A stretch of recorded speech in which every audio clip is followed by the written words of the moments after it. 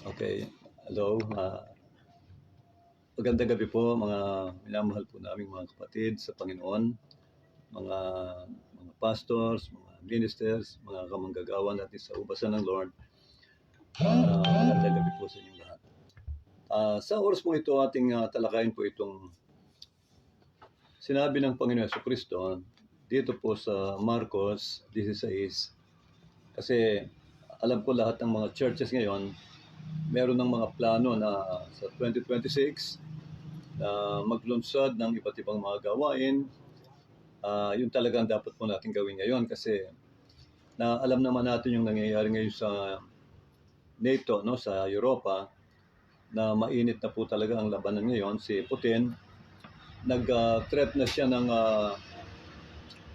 gagamit siya ng nuclear.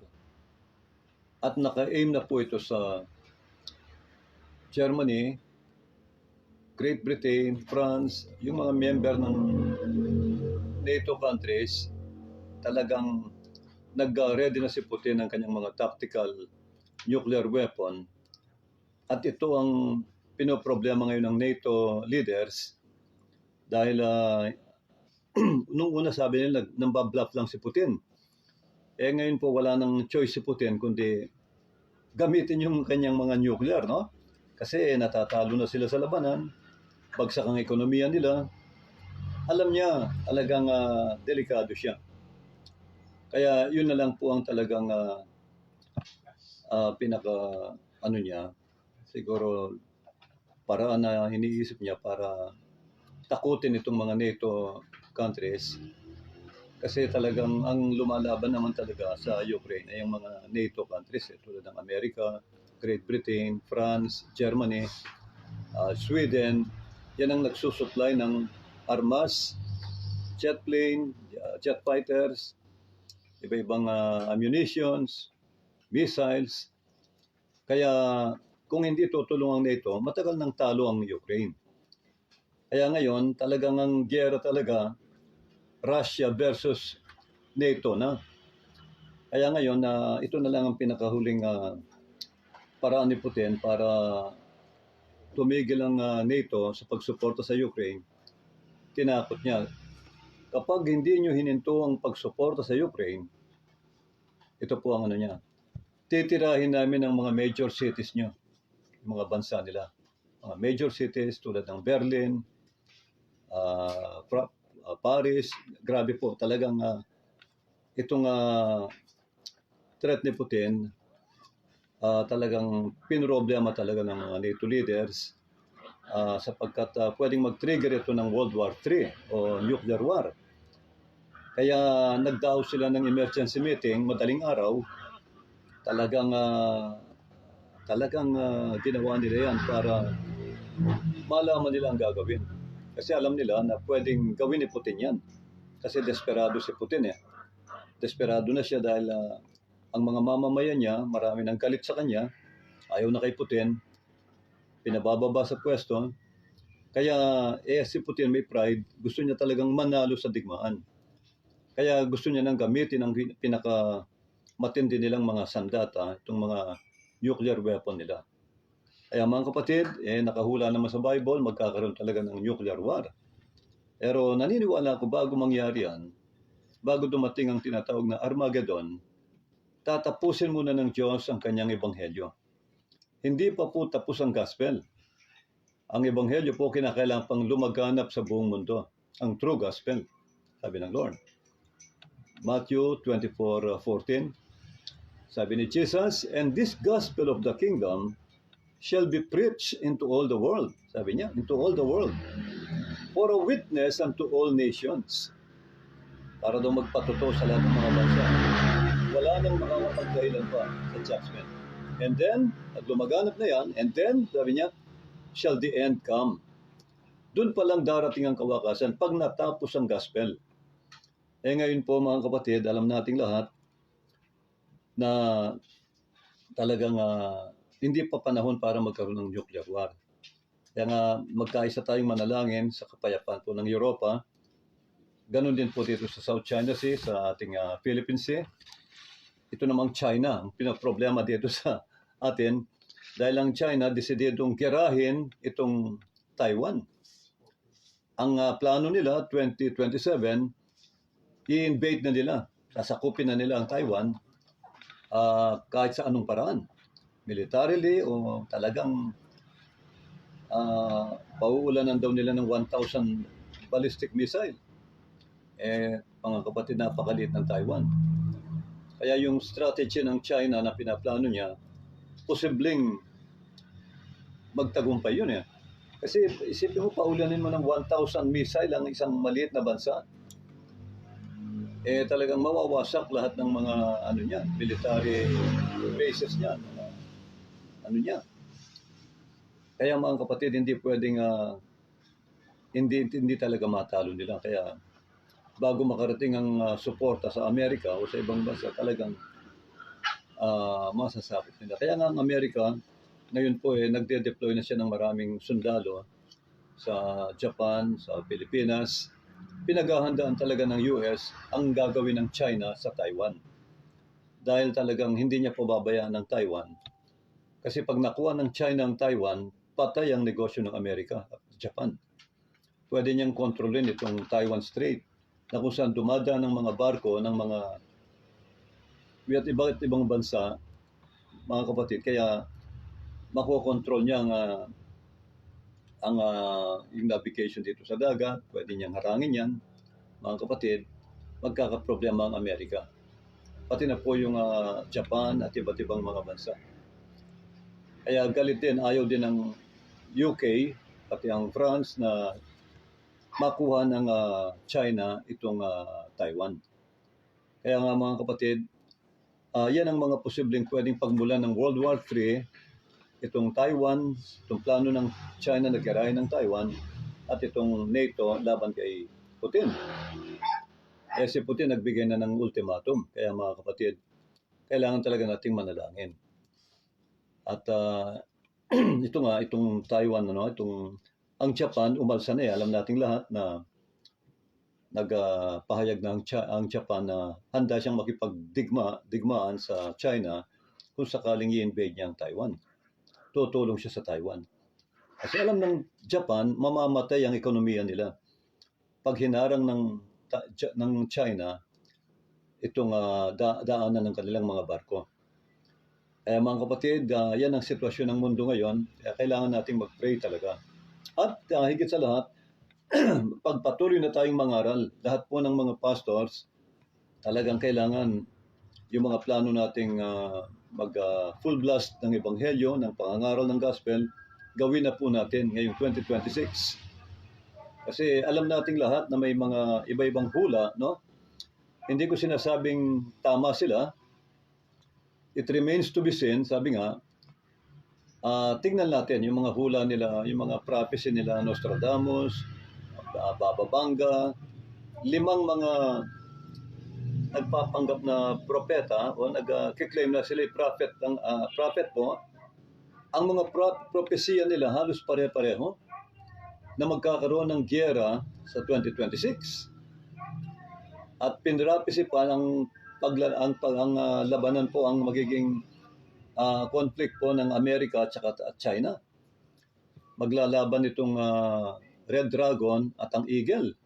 Alam natin lahat na ang Red Dragon ay sinisimbolo ng China at ang Eagle ay sinisimbolo ng Amerika. Kaya mga kapatid, iniisip din natin baka itong giyera sa Taiwan matuloy. Pag-pray natin na hindi po huwag pahintulutan ng Lord na matuloy ang giyera po sa Taiwan kasi apektado tayo. Kasama ang Pilipinas sa alyansa ng Japan, South Korea, dito sa Asia. Kaalyado natin ang mga yan. Pag nagkadigmaan sila, obligado tayong tumulong. Ganun din po ang Amerika. Meron tayong Mutual Defense Treaty sa Amerika na kapag ang Amerika nagkaroon ng digmaan, halimbawa, obligado tayong tumulong din. Ganun din sila sa atin. Kaya nga, damay talaga tayo. Pag nagdinigma ng in-invade ng China ang Taiwan, hindi pwedeng hindi po tayo madadamay. Kaya kailangan natin kumilos mga minamahal, no? Tayong mga Kristiyano, mga lingkod ng Diyos, mga mananampalataya, kailangan talagang magkaisa sa prayer. Nanawa po, hindi sumiklab ang gyera ngayong 2026 para yung mga plano natin makapag full blast ng gospel, may tuloy po natin. Katulad ngayon, meron kaming plano, kami rin puro crusade. Ang plano ko, bubuksan muli ang mga krusada para kahit paano makagawa tayo sa ubasan ng Lord. Nakaplano na po ang aming mga krusada sa parting Nueva Ecija, Tarlac, Pampanga, iba't ibang lugar, no? Kaya nga itong 2026 talagang panahon ng talagang krusada talaga po itong yan po ang plano ngayon. At para mai-upload din natin yung mga kamanghamang gawa ng Lord, yung mga miracles, signs and wonders na gagawin ng Lord sa crusade, yung kanyang mga himala, pagpapagaling, pwede nating i-upload po sa Facebook, sa YouTube, para mag-glorify natin ang Panginoon. Masuportahan natin ang ating ministry sa Facebook, kaun din po sa YouTube. Kaya mga kapatid, malaking tulong po ito sa mga kapatid. Kaya kailangan nating talakayin ito. Kasi maraming mga Kristiyano ngayon, mga believer na tinatawag na believers, no? Pero hindi naniniwala sa healing o miracles. Talakayin natin itong sinabi ni Jesus, sinabi ng ating Panginoon sa Marcos, katulad nung kasama ko itong, merong isang pastor ng Baptist, may hinahawakan siyang maliit na gawain. Nagkaroon kami ng sharing dito sa signs and wonders, yung mga miracles. Sabi nila, lumipas na ang milagro daw nung panahon pa ng mga apostol. Ako, dati, dahil nakasama ko sila nung araw, yung ang galing po ako sa Southern Baptist, no? Hindi talaga sila naniniwala sa healing, miracles, healing. Sabi niya, panahon pa ni Apostol Pedro yan, Apostol Pablo, yung mga apostol. Sabi ko sa kanila, sinabi ko naman, saan niyo po ba nabasa yan ng milagro, ang miracle ng Lord, mga signs and wonders, panahon lang ng mga apostoles nangyari at hindi na sa panahon natin.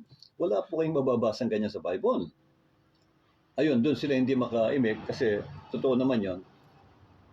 Ang miracle ng Lord, mga kapatid, sabi ng Lord, sapagkat ang pangakong ito, sabi niya sa aklat ng gawa, no? 2, ang milagrong ito, ang pangakong ito ng Lord, ng Holy Ghost, power, no? Miracles, ay para sa inyo, Israel, at sa lahat ng aabutan ng huling panahon. Yung palang milagro ng Lord, mga signs and wonders, hindi lang sa panahon ng Israel. Sabi niya, hanggang sa lahat ng aabutan ng huling panahong mga believers. Ang miracles, nasa Bible yon.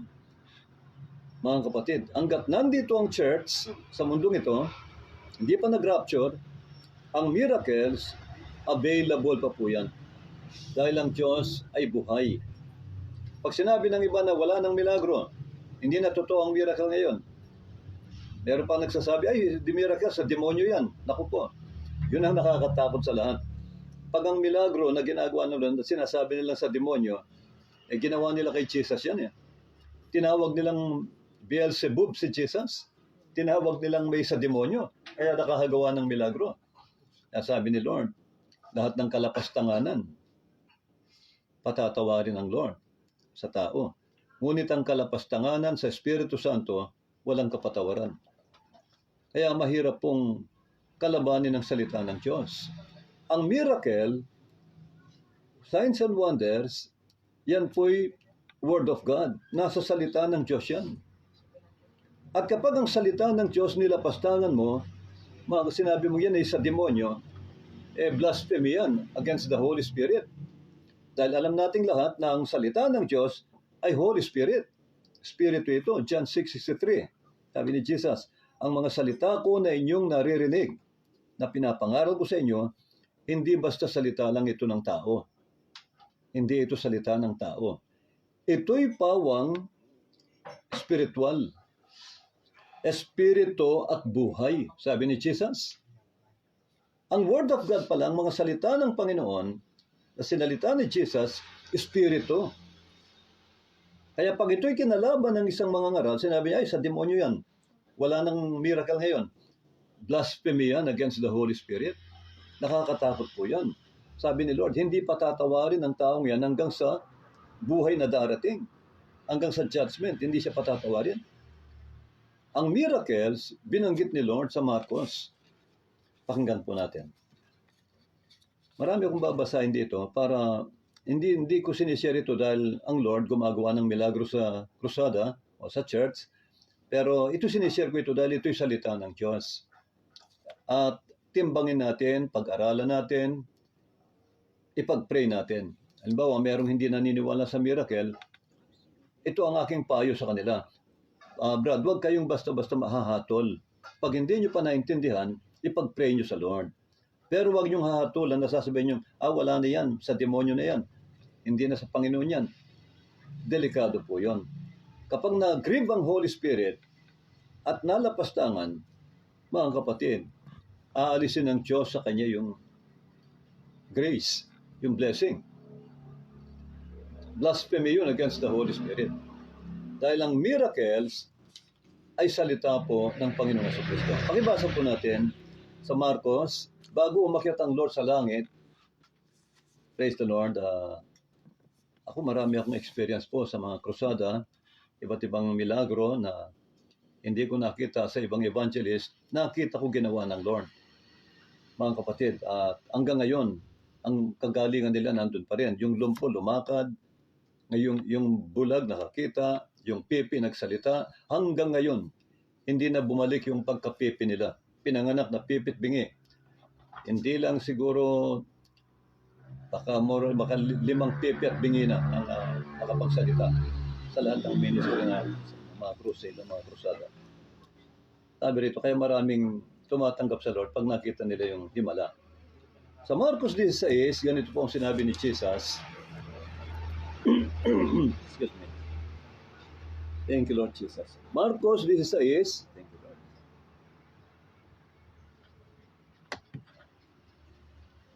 Mula po dito sa 15, verse 15. Mark chapter 16, beginning dito po sa verse 15, may sinabi si Jesus, ang Panginoon, bago siya umakyat sa langit. Matapos siyang mapako sa krus, nabuhay na maguli, nagpakita sa mga alagad at ibinigay niya ang kanyang Great Commission. Ano yung Great Commission? Sabi niya, go you into all the world. Sabi niya, ipangaral niyo ang aking ebanghelyo. Yun po, no? Lahat tayo inuutusan niya. Sabi ni Jesus, and Jesus said unto them, beginning verse 15, ganito po ang sinasabi, go you into all the world and preach the gospel to every creature. He that believeth and is baptized shall be saved. Shall be saved. Ipangaral niyo ang ebanghelyo sa lahat ng tao sa mundo. Ang sumampalataya sa ebanghelyo at mabautismuhan ay maliligtas. Ang linaw po mga kapatid, ang sumampalataya sa ebanghelyo, yung maniniwala, at magpapabautismo, siya'y maliligtas, sabi ni Jesus. Ngunit ang hindi sasampalataya ay parurusahan. Yun daw hindi maniniwala sa salita ni Jesus o sa salita ng Diyos ay parurusahan. Alam naman natin lahat ng salita ni Jesus, hindi kanya. Sabi ni Lord sa John, lahat ng sinasalita ko sa inyo ay mga salita ng Ama na nagsugo sa akin.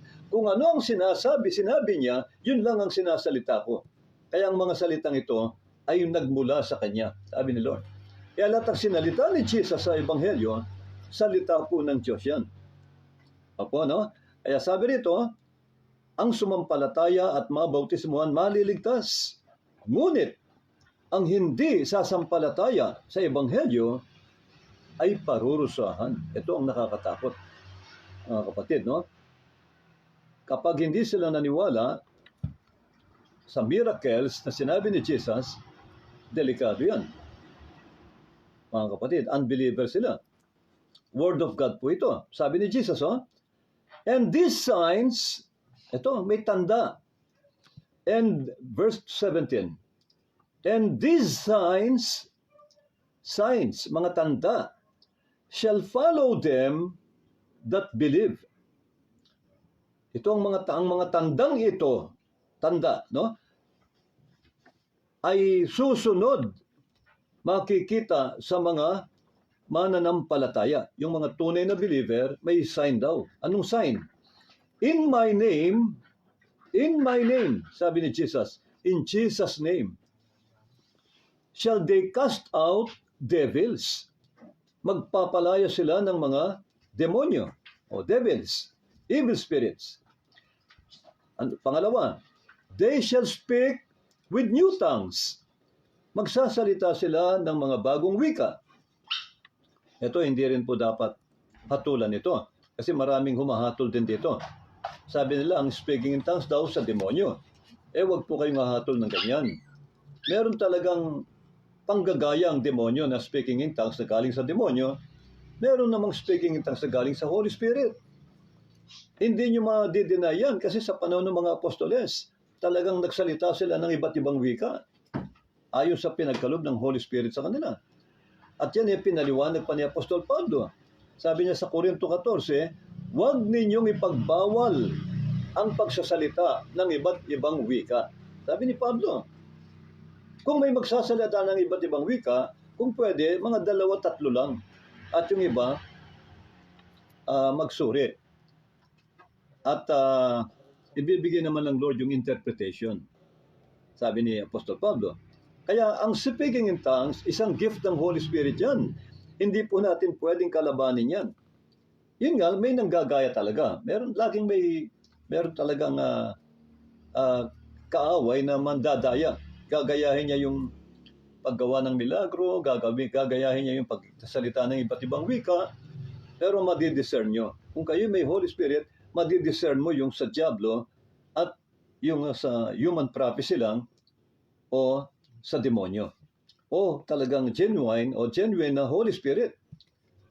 Kaya meron po talagang mga mensahe ang Lord sa pamamagitan ng interpretation of tongues o prophecy. Nasa Bible yan. Kahit sa mga apostoles, nakita natin sa Book of Acts ng Holy Spirit nangusap sa mga apostol sa pamamagitan yan. Kaya mga kapatid, ito po yung sign, sabi ni Lord. So in my name, they cast out devils. Magpapalayas kayo ng demonyo. O ito, biblical lang pagre-review, pagpapalayas ng devils, biblical po yan. Salita ni Jesus yan. Sabi dito, they shall speak with new tongues. Kaya nga marami na akong nakitang speaking in tongues. No? Iba-ibang wika, may Hebrew, may Latin, may Chinese, iba-ibang wika. Madidiscern mo naman kung sa Holy Spirit o hindi. Talagang totoong-totoo po. At ano pa sabi nito? They shall take up serpents. And if they drink any deadly thing, it shall not hurt them. Ito yung mga ahas. Anong tinutukoy ni Jesus dito? Matuklaw ka man ng ahas, mga kapatid, sabi ni Lord, hindi ka mamamatay. Ito, nung araw, iniisip ko ito, paano kaya ito? Hindi ko talaga maunawaan pa. Hanggang isang araw, may kapatid sa church, 2 kapatid, bali 3 natuklaw po ng makamandag na kobra. Yung isa taga Lubao, Pampanga. Kababayan po ni dating Pangulong Gloria Macapagal Arroyo, Lubao, Pampanga.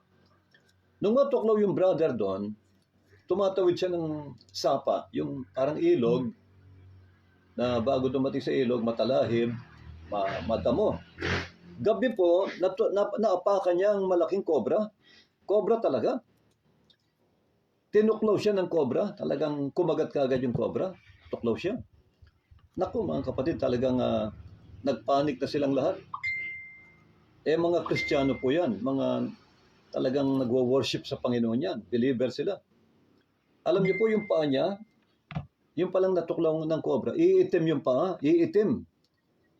Dahil yung dugo niyan, pag tumakit ang kamandag sa dugo, yung dugo matutuyo, matutulog. Kaya yung dugo niya, yung paa niya, iitim. Yan, ang kamandag ng cobra, ganyan kung pumatay. Aakit ang aakit sa dugo yun, dadali ng dugo. Lahat ng dadaanan yan, yung dugo, matutulog, hindi dadaloy. Hanggang yan, pag yan nakaakyat sa puso, yung kamandag na yon, pati dugo sa puso, matutuyo rin. Hindi na pwedeng tumibok ang puso. Doon namamatay ang tinatuklaw ng cobra. Itong kapatid na ito, mga kapatid, umitim na yung paa. Umitim na. Pero dahil Kristiyano, tingnan niyo po, walang doktor, walang gamot, hindi siya namatay. Hindi siya namatay. Talagang buhay siya hanggang ngayon. Totoong sinabi ng Lord, pag nasa iyo ang Holy Spirit, mga kapatid, hindi ka mamamatay sa tuklaw ng cobra. Kahit si Brother Juan, na taga Mexico, ganun din.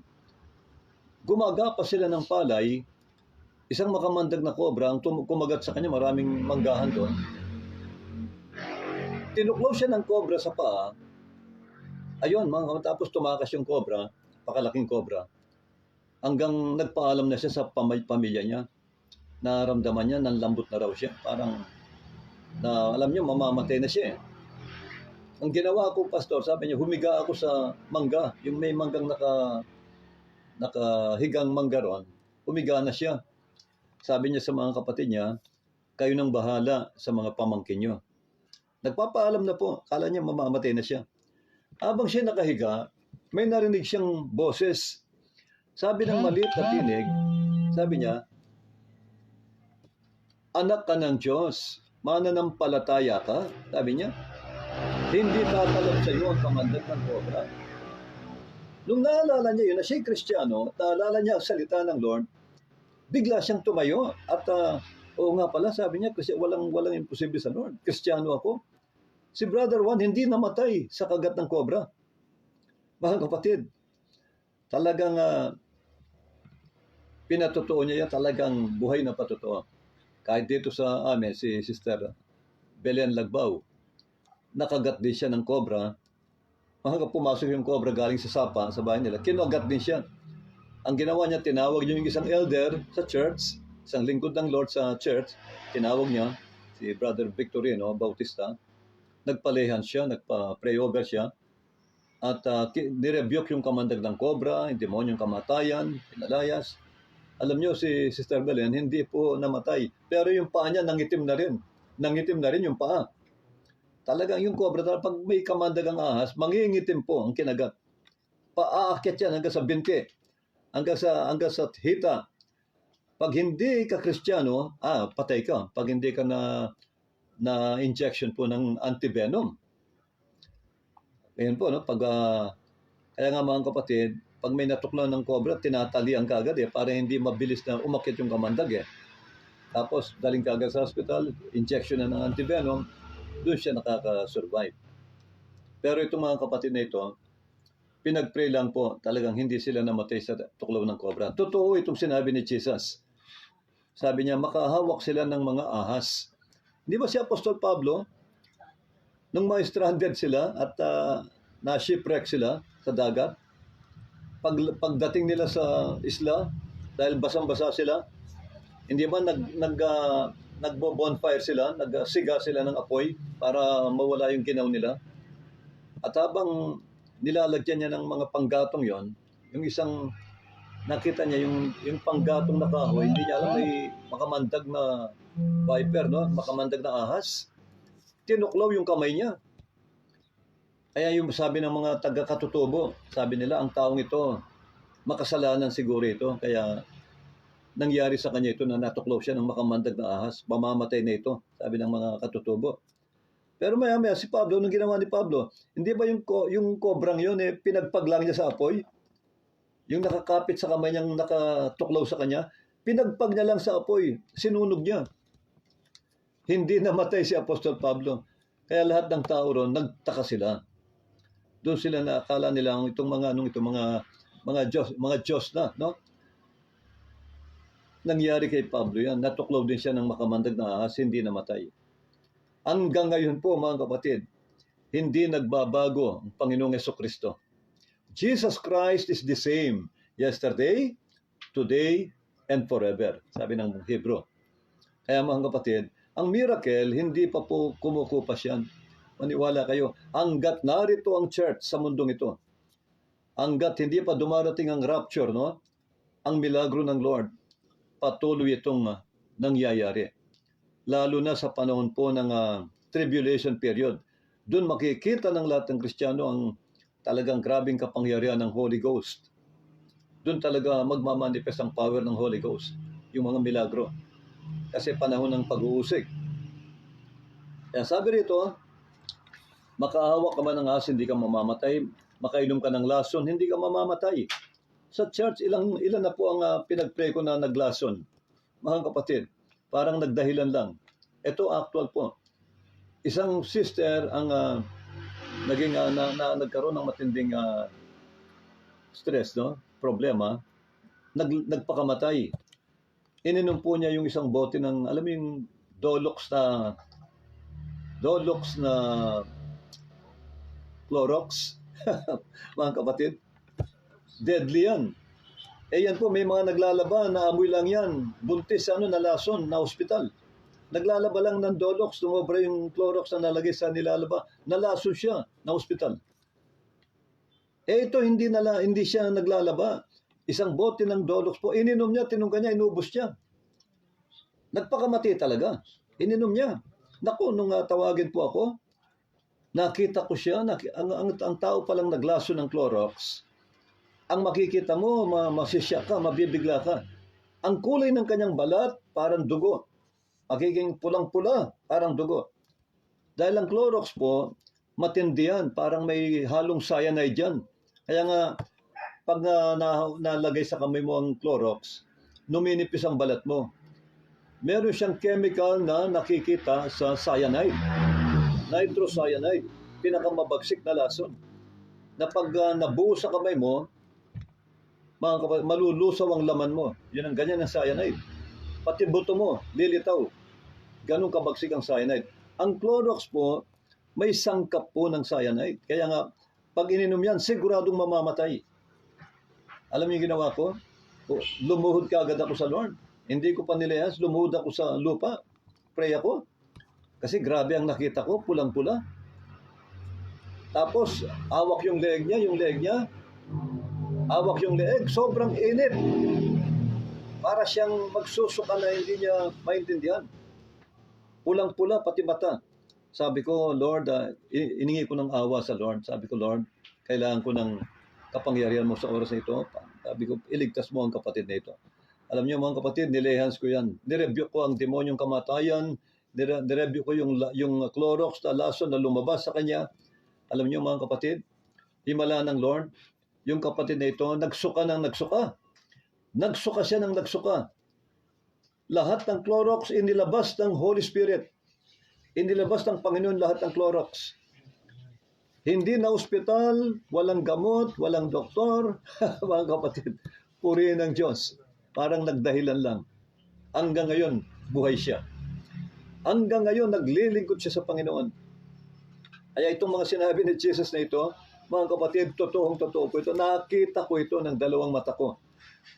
Lason yun, pero hindi siya namatay. Bakit? Kasi mananampalataya siya kay Jesus. Meron siyang Holy Spirit. Meron pa. Itong aking kapitbahay, Sister Natividad Gonzales, Malig, siya po ay kasama natin, mananampalataya siya, nag-church siya, kasama natin sa fellowship. Yung asawa niya kumakalaban. Dahil yung asawa niya magandang hanap buhay, may kaya sa buhay, galit na galit sa fellowship na ganito, no? Kasi masyado silang sarado, no? Sabi niya, huwag kang dadalo sa mga, anong yan, sabi niya. Sabi pa, huwag kang dadalo sa mga born again na yan. Sabi niya, mga kapatid, tinutuya tayo. Alam niyo mga kapatid, ang ginawa ng sister, dahil nga gustong-gusto niya sa Panginoon, umaten sa gawain, binabawalan siya ng mister niya. Nagpakamatay. Itong babaeng ito, naglason. Alam niyo po ba ang kanyang ininom kung ano? Isang bote ng Polydol. Alam niyo ang Polydol nung panahon ng mga 1980s, Brad? 1980s. Ipinagbawal yan ng gobyerno. Naban po yan ng Polydol kasi sobrang bagsik na insecticide. Yung mga magsasaka na nag-spray ng Polydol sa mga palay, pati sila nalalason na maraming na ospital sa Polydol at may namatay pa. Pinagbawal po ng gobyerno yan. Yun ang tinungga niya. Alam mo mga kapatid, ang bote ng Polydol. Sabi niya kung hindi babawalan mo na akong maglingkod sa Panginoong Hesus, sabi niya magpapakamatay na lang ako. Pumunta sa kanilang garahe, kinuha yung Polydol, ininom po niya. Siyempre, bagsak siya, bumubula yung bibig, walang malay, talagang patay na. Nataranta lahat, pati yung asawa niya, talagang nagsisisi. Bakit nabawalan pa niya yung asawa niya sa paglilingkod sa Lord? Talaga lahat sila, nag-iiyakan na, tinakbo sa ospital. Wala na pong malay, bumubula yung bibig. Nakita nila yung bote ng Polydol, naubos.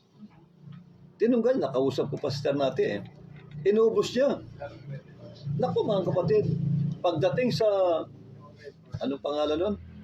Itong St. Francis Hospital, isang private hospital sa San Fernando, mga kapatid, dinala siya ron.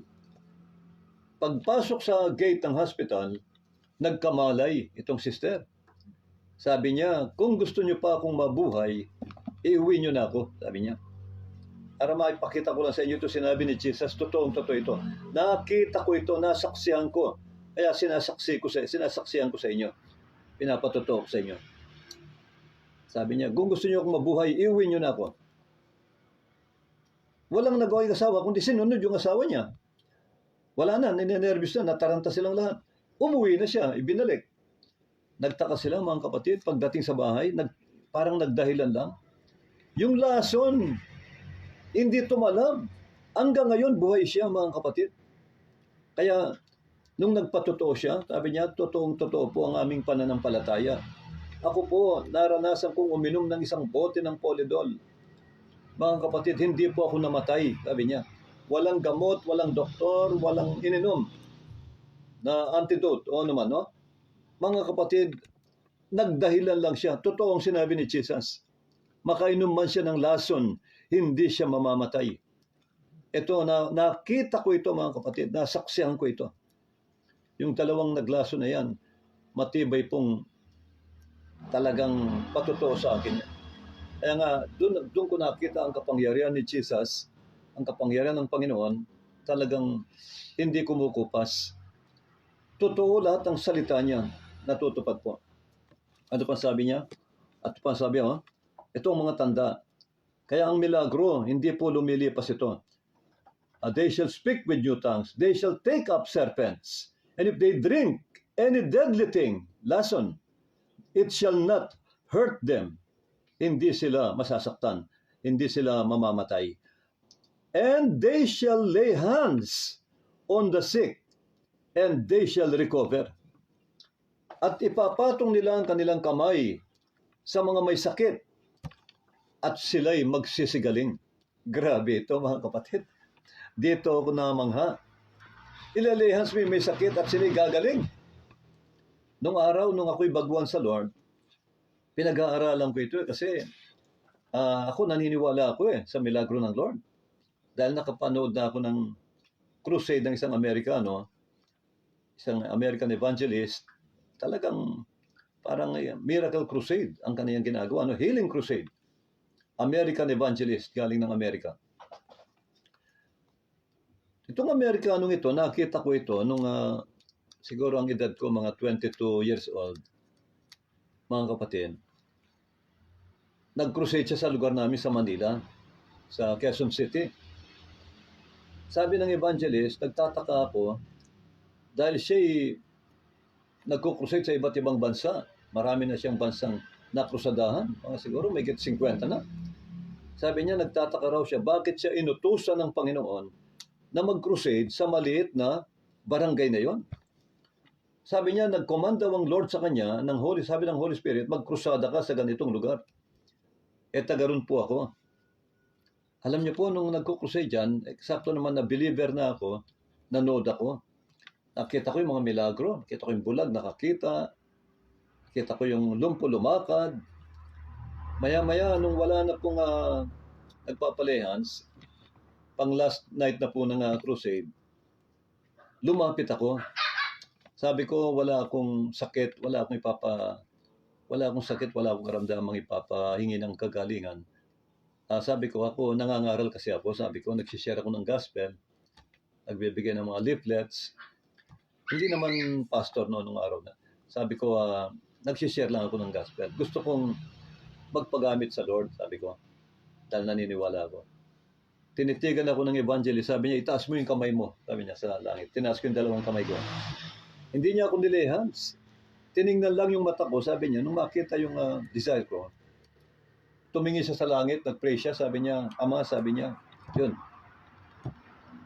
Iningi ako ng anointing sa Lord, at yung mga prayer request ko, pinag-pray niya. Alam niyo mga kapatid, habang ako'y nakapikit, nakakita ako ng bolang apoy galing sa langit, maliwanag na maliwanag mga kapatid. Nakita ko yung bolang apoy galing sa langit, tumama sa noo ko. Bumagsak sa akin na gano'n, no? Parang bola ng basketball na apoy, pulang-pula apoy na apoy, napakagandang apoy. Galing sa langit, bumagsak sa akin. Pagbagsak sa akin, nawalan ako ng malay. First time na naranasan ko yon. First time na naranasan ko, hindi na naulit. Grabe, mga kapatid. Pag tama nung bolang apoy na yun sa akin, talagang parang nagdilim ang paligid ko, nawalan ako ng malay. Maya-maya nung nakita kong bumabangon ako, nandun ako sa semento. Tumatayo ako, sabi ko, anong nangyari? Para akong bulak na napakalambot ang pakiramdam ko. Hindi nasaktan yung ulo ko, bumagsak yung ulo ko, tumama sa semento. Walang sakit kahit katiting. Para akong nakabalot ng bulak. Yun ang pakiramdam ko eh. Pagtayo ko, alam mo ginawa ko, nagtaka rin yung evangelist, pati lahat ng taong nakakakita, mga kababaryo ko, nahiya ako. Tumakbo ako doon sa likod. Baguhan ako nun. Tumakbo ako sa likod ng platform. Sabi ko, nakikita ako ng mga tao. Pag upo ko doon sa likod, nagtaka ako, sabi ko, ano yung nakita ko? Yun ang nasa isip ko. Ano yung nakita kong apoy? Hindi ko maintindihan. Ano yung bumagsak ako na nawala ng malay? First time kong nangyari na naranasan yun, mga kapatid, hindi na po naulit. Maya-maya, yun, doon ko na naranasan. Kapag nakakakita ako ng may sakit, parang gusto kong ipag-pray. Parang yung anointing ng Holy Spirit, tinutulak ka. Pag ako'y nag-Bible study, natsitsyempoan ko, merong may karamdaman, may dumarating na may sakit. Tapos pililihanas ko, gumagaling. Grabe, sabi ko, o kaya para akong nilangisan ng Lord, para akong binigyan ng Lord ng gift of healing, sabi ko. Hindi lang healing, talagang miracle talaga. Hindi ko alam ang calling ng Lord, hindi ko alam kung ano yung crusade na yan. Hanggang isang araw, nangusap na ang Lord sa akin. Sabi niya, ipangaral mo ang aking ebanghelyo, sabi ng Lord. At binigyan ako ng vision, pumunta ka ng Pampanga, sabi ng Lord. Pinabalik ako ng Lord sa bayan ng mama ko. Alam niyo mga kapatid, doon nagsimula ang ministry. Doon ako nagsimulang mag-mini crusade sa mga barangay. Naranasan ko magkrusada mga kapatid. Walang worker, kahit isa, nag-iisa lang po ako. Mexico, bayan ng Mexico, may isang barangay doon, na kinrusada ko.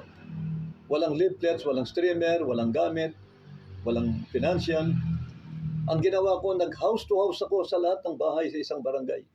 In-invite ko silang lahat. May krusada po, mamayang gabi, sa isang elementary school. Sabi ko, doon ang venue ng crusade. In-invite ko lahat. Naku mga kapatid, kinagabi ng daming dumalong mga tao. Sabi ko, dalhin niyo po lahat ng may sakit, karamdaman. Baguhan yung mga tao. Kala nila may albularyong darating na manggagamot. Ang dami pong dumalo, halos kalahati yata ng barangay. Nagkatipong kami ron. Alam niyo, nagtataka sila, hinahanap nila yung mga kasama ko. Wala kahit isa. Nag-iisa po ako doon sa krusada. Ayun, ako yung nag-MC, ako rin yung nangaral. Mga kapatid, nung tapos na po ang Word of God, sinyere ko sa kanila ang ginawa ng Lord sa cross. No? pinakilala ko si Jesus Christ sa kanila. Wala akong pinangaral kundi si Jesus Christ. Yung mga milagro, yung mga himala, yung mga pangako niya. Naku, nung tawagin ko yung mga may sakit, naglapitan na yung mga may sakit, wala pong hindi gumaling. Lahat ng niliyas ko pinagaling ng Lord. Mga himalang paraan, namangha yung mga tao. Kaya nagkaroon ng gawain sa Mexico, yung panahon yan. Kaya doon, parang ang Lord, ginabayan ako sa mga miracle na yan. Pinalalago niya ako. Ini-encourage niya ako na lalo pang mangaral. Hanggang sa tinuloy ko na yung crusade, humingi ako sa Lord ng worker. Sabi ko, Lord, ang hirap palang walang worker. Magligtas ka Lord ng manggagawa. Ayun, nagbigay ang Lord. Ang mga young people, mga 5 young people, nagligtas siya. Ayun, nagsimula na kaming barangay crusade. Hanggang sa ipinanganak ang iglesia ng Lord, ang church ng Lord. Ayun, lumaki na ang krusada hanggang sa inutusan ako ng Lord. Krusadahan mo ang Angeles City, krusadahan mo ang San Fernando, krusadahan mo ang Nueva Ecija, ang Tarlac, ang Pangasinan. Ayun, doon na kami natuto sa crusade. At doon ko nakita mga kapatid, yung iba't ibang milagro ng Lord. Yung mga naka-wheelchair, talagang makikita mo palalakarin ng Lord dyan sa harapan ng mga tao. Grabing mga milagro. Yung bulag nakakita. Yung pipi nagsalita. Nakita ko yan. Mga piping malalaki na. Mga kapatid, talagang pinanganak na pipi at bingi. Walang marinig, walang salita. Puro senyas. Kasama yung magulang nila. Pagkatapos ng prayer, nakapagsalita. Dito sa Angeles City, nung mag-crusade ako riyan, merong isang pinanganak na pipi at bingi. Ang pangalan niya, Toti. Kasama yung mother niya. Yun po nakita kasi yung mga banner kasi namin, merong the blind receive their sight. Yung kanyang banner namin eh. The lame walk, the deaf hear. Talagang mga bingi nakalagay doon. Mga lumpon din nakalagay sa banner namin. Kaya, kasi yan ang sinabi ng Lord eh. Huwag kang matakot anak, sabi niya sa akin. Ako ang magpapagaling sa lahat ng may sakit. Naku, si Toti nang dumalo yan. Nung siya na po ang ipagpe-pray, sabi ko, anong pangalan mo? Wala. Sabi niya, umiiling siya, hindi niya raw naririnig. At hindi nakakapagsalita. Sabi ng mother niya, ay, pipi po siya at bingi. Ilang taon na po siyang pipi at bingi. Mula po pagsilang niyan. Pagsilang pa niyan, pipi at bingi na. Wala po talagang marinig. Hindi makapagsalita. Puro Alam niyo mga kapatid, sabi ko, ngayon, sinabi ko ito, tanggapin mo ang Panginoong Yesus. Sabi ko, maniwala ka. Pati yung mother niya. So, senior ko ang Panginoon sa kanila. Naniniwala ba kayo? Tinanggap nila. Pagkatapos, sabi ko, taas mo yung kamay mo. Sabi ko, Toti. Alam niyo mga kapatid, pinag-pray ko po siya, pati yung tenga niya. Pagtanggal ng tenga, kamay ko sa tenga niya, sabi ko sa kanya, kinatus ko po yung daliri ko. Sabi ko, anong naririnig mo? Sabi ko, Toti, anong naririnig mo? Bigla po niyang namlaki yung mata niya, tinakpan yung tenga. Isipin mo, pagsalita ko, nabingi siya. Napakalakas daw. Tumatango siya, sabi niya talagang, hindi niya alam, nagsasalita na rin siya. Tumatango, sabi niya, nakakarinig na ako. Walang salita, tumatango lang. Sabi ko, tinatanong ko, anong pangalan mo? Sabi ko, sumigaw siya mga kapatid. Anong sinigaw niya? Toti. Napakalinaw, Toti. Naku, palakpakan yung mga tao. Yung mother niya umiiyak. Talagang nagsasalita. Hanggang ngayon po may pamilya na siya. Matatas magsalita. Hindi na siya pipi, hindi na bingi. Hanggang ngayon, may mga anak na. Sa lugar nila, Angeles City, kila Brother Primo, Brother Val. Ngayon, ay malaking tao na si Toti ngayon. Malaking mama na. Malabanyas. Kaya, yun po ang mga milagro ng Lord. Ilan ang mga pipit bingi na pinagaling ng Lord. Hanggang ngayon, nagsasalita na sila. Hindi na bumalik yung demonyo ng pagkapipi. Ganyan po ang miracle ng Lord. Parang magic. Pero hindi magic, milagro. Signs and wonders. Kaya yung mga tao talagang maniniwala sa Diyos. Kaya tumatanggap sila sa Panginoon. Ito ang gusto kong maibalik sa church sa tulong ng Lord. At yan po, yan ang mga plano ngayon sa 2026. Ang 2026 namin, puro crusade. Crusade po at lalakad ang crusade sa iba-ibang lugar ng Pampanga, Tarlac, Nueva Ecija, o sa iba pang lugar. Tapos i-upload natin sa Facebook at YouTube para ma-encourage itong mga kapatid natin, lalo nilang makita ng milagro, talagang totoong-totoo. Hindi pa po lumilipas. Ito ang sinabi ni Jesus. They shall lay hands on the sick, and they shall recover. They shall get well. They shall be healed. Yun ang ibig sabihin ng Lord. Gagaling ang mga may sakit na mapatungan ng kanilang mga kamay. So then, after the Lord has spoken unto them, he was received up into heaven. Sumunod na verse, no? Ang sabihin na yung gagaling ang mga may sakit.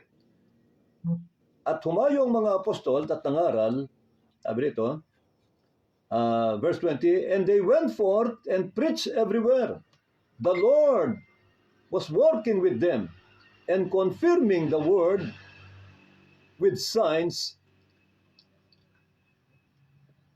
and miracle following. Amen. Signs, miracles. Kasama nilang nagtrabaho ang Panginoon sa kanilang pangangaral at kinumpirmahan niya ang mga salita na kanilang pinapangaral sa pamamagitan ng mga tanda at himala na sumunod sa kanila. Maliwanag po, ang tunay na mga lingkod ng Lord, mga kapatid, tulad ng mga apostol, susunod ang milagro, mga kapatid. Kaya nga nagtaka ako, sabi ni, eto hindi naman po tayo kumakalaban, hindi naman tayo nanunuya. Gusto ko lang i-correct itong maling sinabi niya. Sabi niya, ako, kasi malaki ang congregation nila, sabi niya, hindi ako binigyan ng Diyos ng gift of healing, sabi niya. Tignan niyo po ito. Sabi ng taong yan, pero tinawag niyang sarili niyang appointed son of God. Ang Diyos daw pumasok na sa kanya at nanahan na sa kanya. Kaya pag narinig mo raw siya at naniwala ka, parang na-rapture ka na.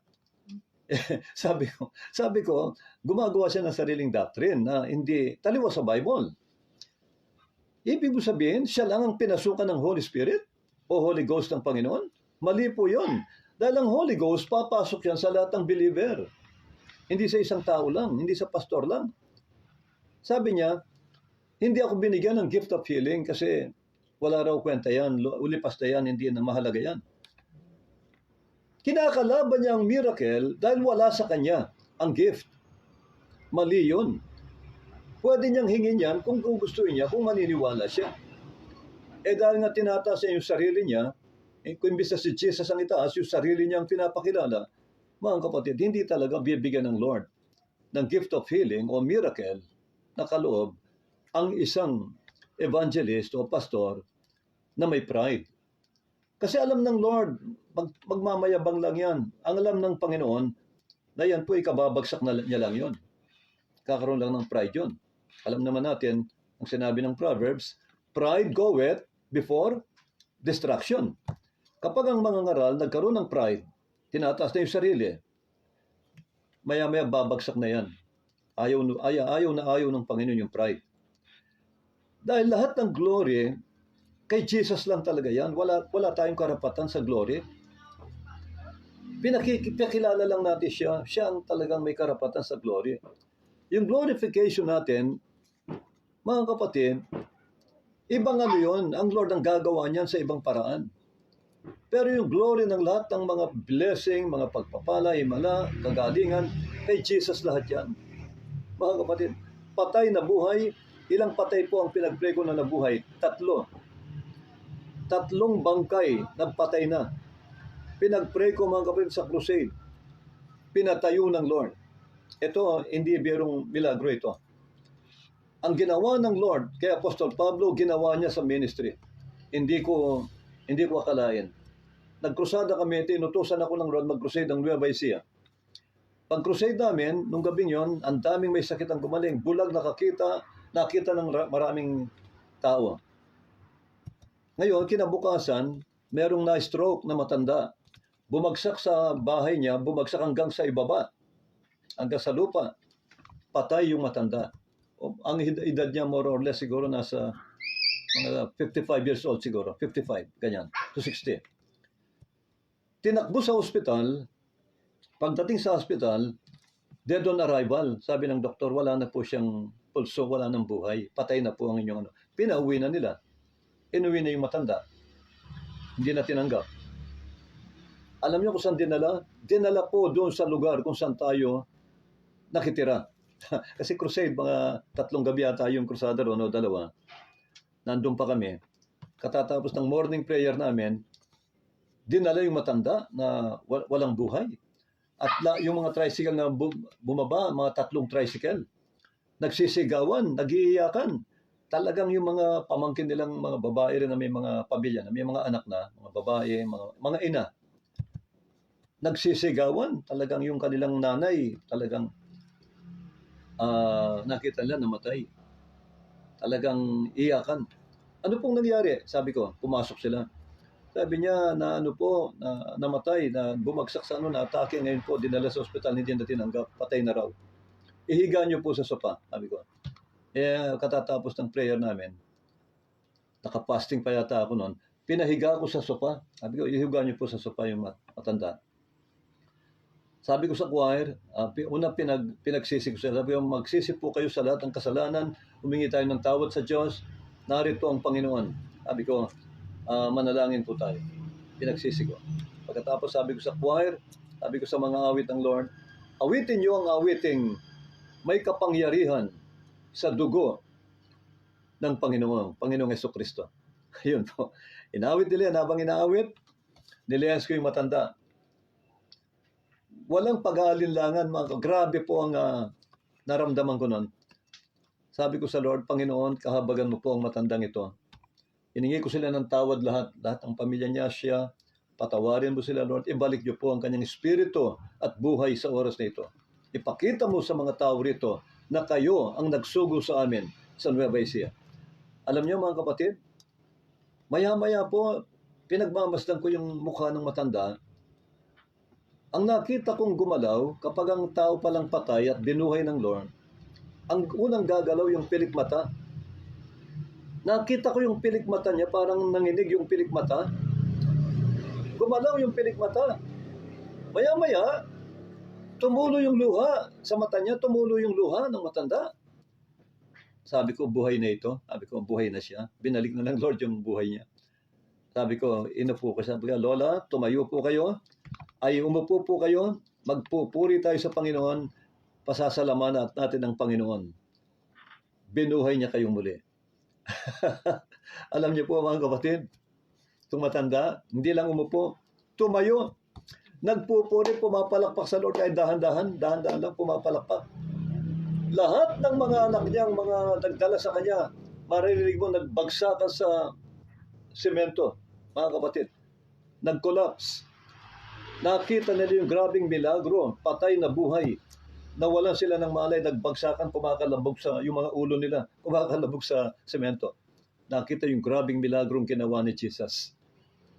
Kaya ang milagro hindi pa po lumilipas, mga kapatid. Kaya nga nagkaroon ng gawain sa Nueva Ecija. Dahil sa mga milima lang yan, mga kapatid, ang pamilya noon naligtas, kamag-anak niya naligtas din. Naglingkod sa Panginoon yung pamilya. Mga chosen pala sila ng Lord. Kaya mga minamahal naming mga kapatid sa Panginoon, mga pastors, mga manggagawa ng Lord, ito po, magagawa nyo rin yan. Sabi ng Panginoon, magagawa nyo rin yan. Ang biyaya ng Lord para sa lahat ng mga lingkod niya. Sabi ng Panginoon sa John chapter 14, verse 12, huwag niyong kalilimutan ito. Panghawakan nyo itong salita ni Jesus na ito. John 14, verse 12. Verily I say unto you, sabi ni Jesus, he that believeth in me, on me, the works that I do, shall he do also. Sabi ni Jesus. Malinaw po ito. Sinalita ng ating Panginoon. The works that I do, ano yung works? Miracle, signs, wonders. The works that I do, shall he do also. And greater works than this shall he do, because I go unto my Father. Hindi na nung sinabi niya. Katotohanan ang sinasabi ko sa inyo. Sino mang sumasampalataya sa akin, sabi ni Jesus, ang lahat ng ginawa ko, magagawa rin niya. At higit pa sa mga ginawa ko, ay gagawin din niya, magagawa rin niya. Higit pa, sapagat ako'y pupunta na sa Ama. Praise the Lord. Kaya nga kasi pagpunta niya sa Ama, yung Holy Ghost na nasa Kanya, yung fullness, ibabalik niya sa atin. Ibabalik niya sa mga believer yon, ibibigay niya. Habang narito siya sa lupa, yung fullness na kay Jesus.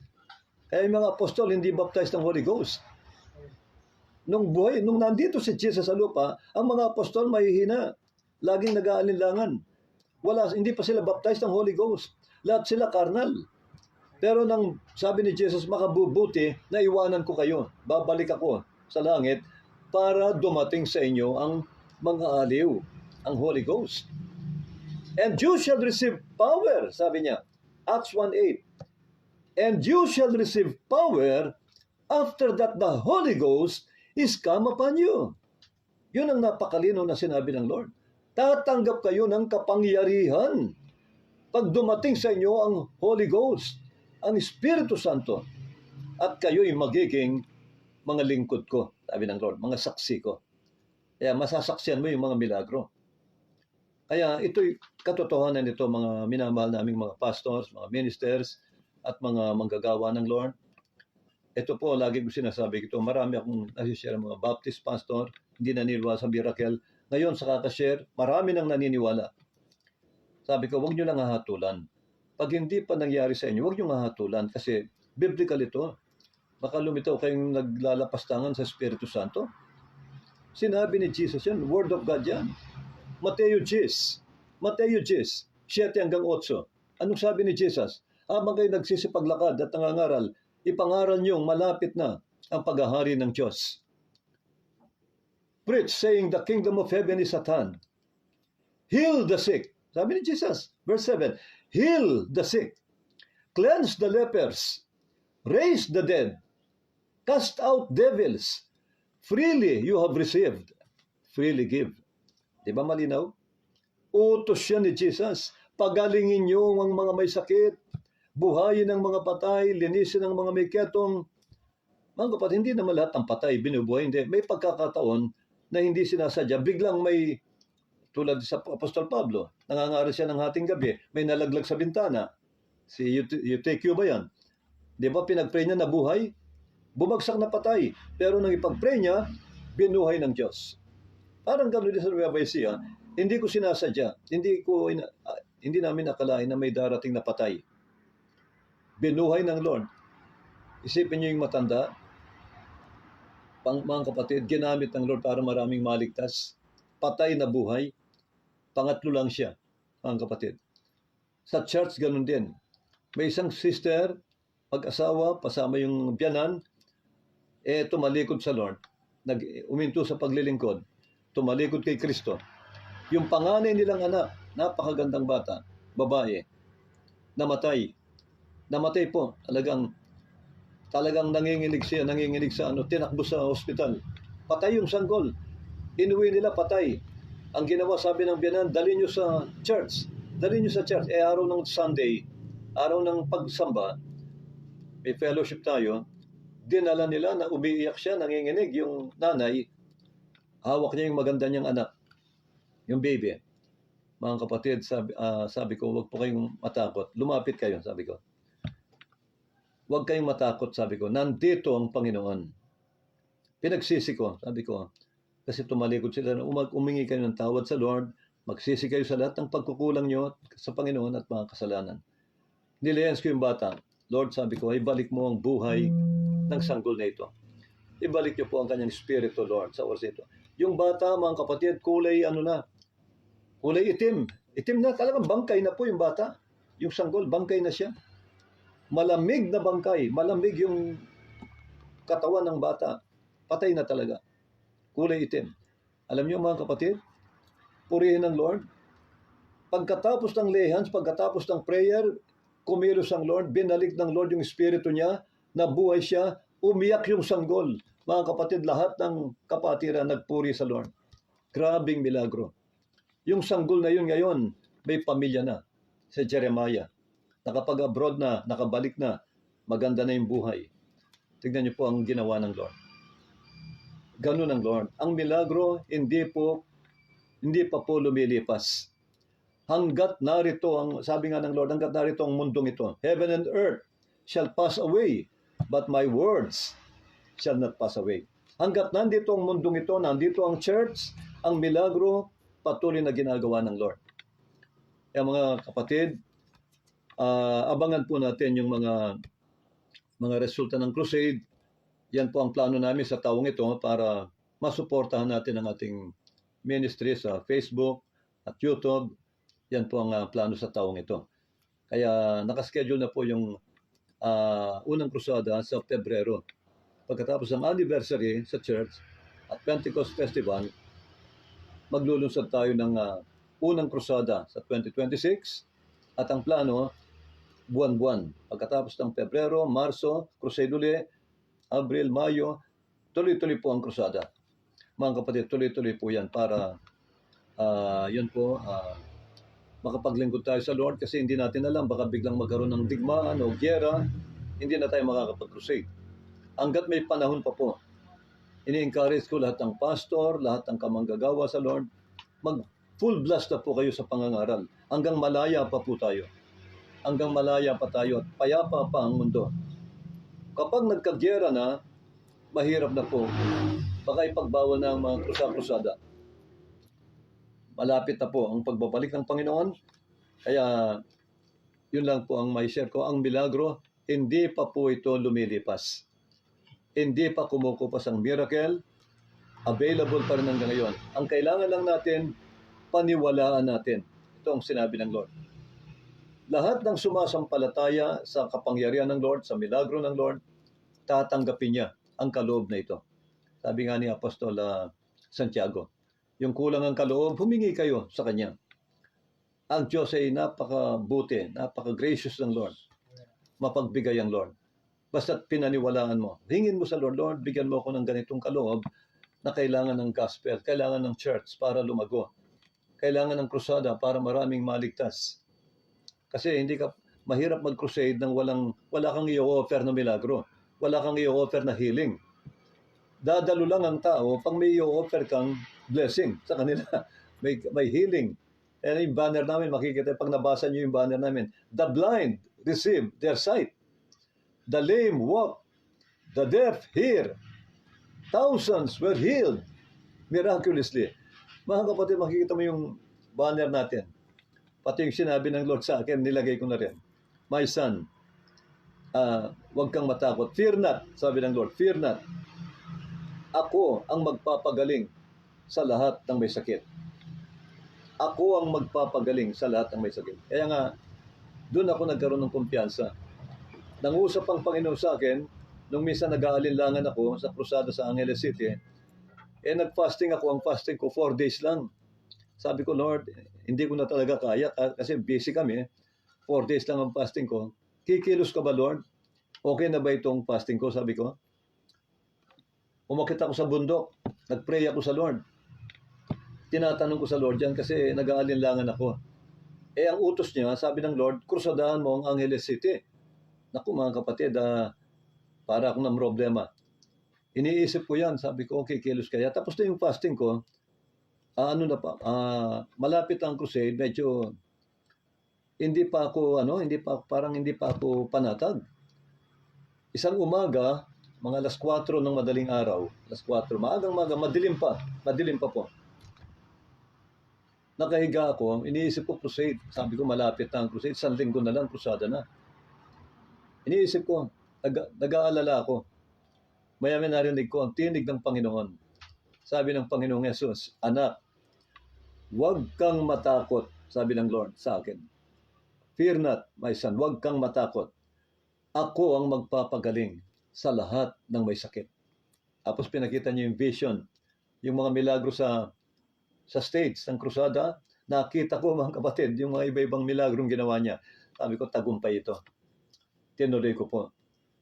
Kaya nakita ko ang grabing mga himala ng Lord. Sa gabing yon, buhay ang Lord.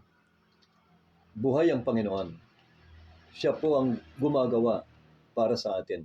Kumbaga tayo, tumayo lang tayo, i-share lang natin ang kapangyarihan niya, pakilala lang natin ang Lord, siya ang gagawa ng milagro. Huwag niyong kalimutan yung sinabi ng Panginoon sa akin, anak, huwag kang matakot. Ako ang magpapagaling sa lahat ng may sakit. Yan, nilagay ko po yun sa mga leaflets namin, mga poster namin. Yung sinabi ng Lord sa akin, huwag kang matakot. Ako ang magpapagaling. My son, fear not, my son. I will heal the sick. Sabi ng Lord. Kaya nga, ayun, mula noon, naging panatag na ako sa lahat ng crusade.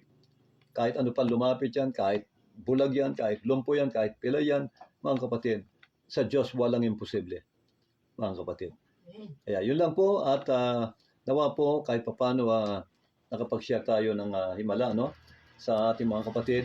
Ang miracle ay totoong-totoo po. Nabasa natin sa salita ng Lord. Si Jesus ang nagsabi. Kaya yung nagsasabing lumipas na ang milagro, paalalahanan niyo sila. Sabihin niyo, huwag kayong mahahatol. Huwag kayong mahahatol. Pag wala sa inyo ang kaloob, o kaya hindi nyo naintindihan, huwag niyong hahatulan. Ipag-pray nyo para hindi kayo magkasala sa Espiritu Santo. Yun po ang ibig sabihin ng Lord. Kaya, God bless you po at manalangin po tayo sa oras na ito. Ama, nagpapasalamat ako, Lord, sa oras na ito. At na-share na po ang mga salita mo. At ang mga krusada ay naka-set na po, naka-plano na at naka-set na, Lord, ang mga crusade sa taong ito. Lord, dadalahin ko, Panginoon, na muli, ipahayag mong muli at i-manifest ang iyong dakilang kapangyarihan sa lahat ng crusades. Panginoon, dalahin ko po na lahat ng lumpo palakarin mo, lahat ng bulag makakakita, lahat ng pilay gagaling, lahat ng pipi at bingi magsasalita at makakarinig. Tulad ng ginawa mo nung una sa lahat ng aming mga krusada. Panginoon, sa lahat ng crusade na gagawin namin, magpadala ka ng maraming pagagalingin mo. Magpadala ka ng maraming milagrong kamangha-mangha upang maitaas namin ang banal mong pangalan at magamit din ito sa Facebook ministry, YouTube ministry, maipakita namin sa mundo na ang Panginoon naming pinaglilingkuran ay buhay at ang himala mo, Panginoon, ay hindi kumukupas at hindi pa humihinto hanggang ngayon. Habang narito pa ang iglesia mo sa mundong ito, ang milagro mo ay patuloy pong kikilos sa iyong iglesia sapagkat ikaw ang nagpapakilos. Ang Espiritu Santo mo, Panginoon, ito ang gumagawa ng lahat ng milagro. Kaya nga po, lahat ng tagumpay na ibibigay mo sa amin, lahat ng milagro ang gagawin mo at kagalingan na ibibigay mo. Ibibigay namin sa iyo lahat ng kapurihan at kalwalhatian sapagkat ikaw lamang ang mga karapat-dapat sa lahat ng glory at sapagkat ikaw lamang ang gumagawa ng milagro. Lahat kami mga instrumento mo lamang. Lahat kami, Lord, walang magagawa kung wala ka. Kaya, Lord, ito'y naunawaan po namin. Kaya patuloy mo kaming kahabagan, panghawakan, upang hindi kami magkaroon ng pride. Kailanman hindi namin maitataas ang aming mga sarili. Ibababa namin ang aming mga sarili upang maitaas ka namin. Kaya Ama, maraming salamat po. Patuloy mong pagpalain ng mga kapatid ko na nakikinig sa Facebook ministry. Lord, lahat ng nanonood sa live streaming na ito, pagpalain mo po silang lahat sa taong ito ng dakilang pananampalataya, kaalaman, pangunawa sa iyong mga salita, sa kanilang pakikinig. Lubos mong ipaunawa ang true gospel sa kanilang tunay mong ebanghelyo. At dalahin ko po na lahat sila, Lord, ay magpatuloy na makinig upang lahat sila ay lumago at magamit mo rin sila sa iyong banal na gawain. Pagpalain mo lahat ng pastors na nakikinig, Lord, at mga lingkod mo, Lord, upang ito'y magamit din nila sa pangangaral nila, sa kanilang mga tupa. Lord, may mag-manifest din po ang iyong kapangyarihan sa kanila, sapagkat magmamanifest na ang kapangyarihan mo sa mga taong sumasampalataya sa iyong kapangyarihan, sa iyong himala, sa iyong mga kaloob. Sapagkat ang gift of healing, miracles, Lord, ay bunga at kaloob ng Espiritu Santo ayon sa 1 Korinto 12. Kaya salamat Lord sa lahat ng biyaya mo sa amin, sa mga kaloob na binigay mo sa amin, kahit kami hindi karapat-dapat. Salamat sa gift of healing, salamat sa gift of miracle, uh, uh, miracle mo Lord, salamat sa gift, Lord God, ng pangangaral ng Ebanghelyo, Lord God, sa inyong mga anak. Pagpalain mo si Feli at ang kanyang pamilyang ito ay patuloy kong dinadalangin. Ibuhos mo sa kanila lagi ang iyong dakilang biyaya at pagpapala sa financial, sa material, physical, higit sa lahat sa spiritual, sa lahat ng mga anak niya, sa lahat ng mga apo niya at mga mahal sa buhay. Ganon din po ang lahat ng mga lingkod mo, patuloy mo na kahabagan din ang mga lingkod mo, lalo na sa taong ito, bigyan mo kami ng excellent na kalusugan sa physical at spiritual upang makagawa kami ng mas malaki sa taong ito. Lord, maging fit to work lahat ng mga lingkod mo, dalahin ko ang kalusugan ng bawat lingkod mo, Panginoon. Salamat po. Binibigay ko sa iyo lahat ng pinakamataas na pasasalamat, lahat ng kapurihan, kalwalatian. In Jesus' name, sapagat ito'y sa iyo lang, ngayon at magpakailanman. In Jesus' name, Amen. Thank you, Lord. God bless you po. Magandang gabi po sa inyong lahat. God bless you all. Happy New Year. Thank you, Lord. Thank you, Lord.